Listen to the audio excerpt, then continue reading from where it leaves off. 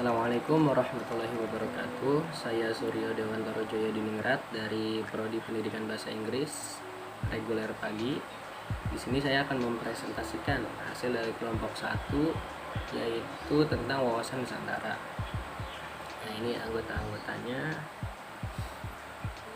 Jadi pengertian wawasan Nusantara ialah cara pandang bangsa Indonesia terhadap rakyat, bangsa, dan wilayah negara kesatuan Republik Indonesia yang meliputi darat, laut, dan udara di atasnya sebagai satu kesatuan politik, ekonomi, sosial, budaya, dan pertahanan keamanan. Tujuannya apa sih? Tujuannya itu ada dua, yaitu tujuan wawasan Nusantara keluar adalah menjamin kepentingan nasional dan mengamankan serta menjaga kepentingan nasionalnya dalam kehidupan internasionalnya di semua aspek dalam era globalisasi yang kian mendunia. Yang kedua, ada tujuan wawasan Nusantara ke dalam adalah menjamin persatuan dan kesatuan di segenap aspek kehidupan nasional dalam kebinekaan.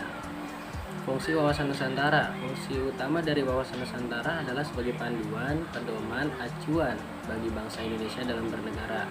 Fungsi wawasan Nusantara sendiri terbagi lagi ke dalam 4 kategori, yaitu wawasan pertahanan dan keamanan nasional, mengarah pada pandangan geopolitik negara Indonesia, yaitu mencakup tanah air serta segenap wilayah NKRI.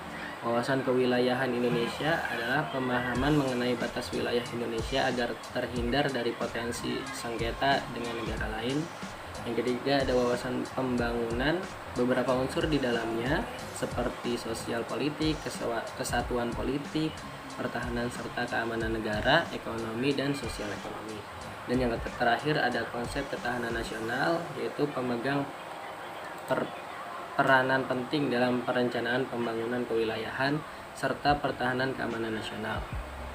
Asas-asas wawasan Nusantara sendiri ada 5 ya, yaitu asas kejujuran, asas kesamaan tujuan, asas keadilan, asas kerjasama, dan asas solidaritas.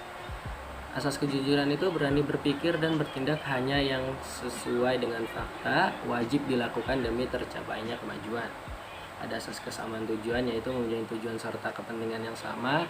Asas keadilan, kerjasama serta koordinasi dilaksanakan atas dasar kesetaraan agar terciptanya efektivitas dalam pencapaian tujuan bersama.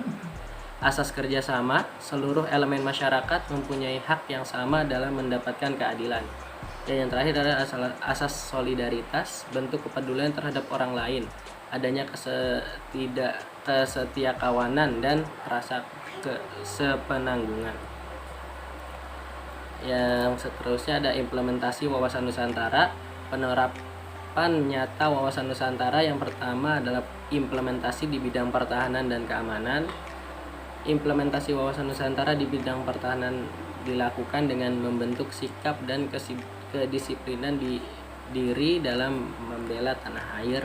Yang kedua ada implementasi di bidang politik, yaitu implementasi wawasan Nusantara di bidang politik juga dimaksudkan untuk menciptakan pemerintahan yang kuat, bersih, dan dapat dipercaya oleh masyarakat. Yang ketiga ada implementasi di bidang ekonomi. Kekayaan dan letak geografis Indonesia yang strategis dapat dimanfaatkan dengan maksimal untuk perekonomian Indonesia sendiri.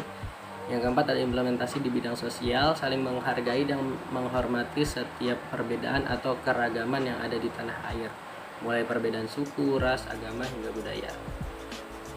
Oke, mungkin cukup sekian dari presentasi kelompok 1. Lebih kurangnya saya mohon maaf.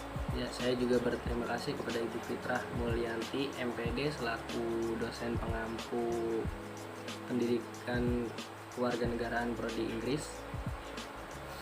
Terima kasih juga untuk teman-teman yang udah nonton. Lebih kurangnya saya mohon maaf. Billahi taufiq wal hidayah. Wassalamualaikum warahmatullahi wabarakatuh.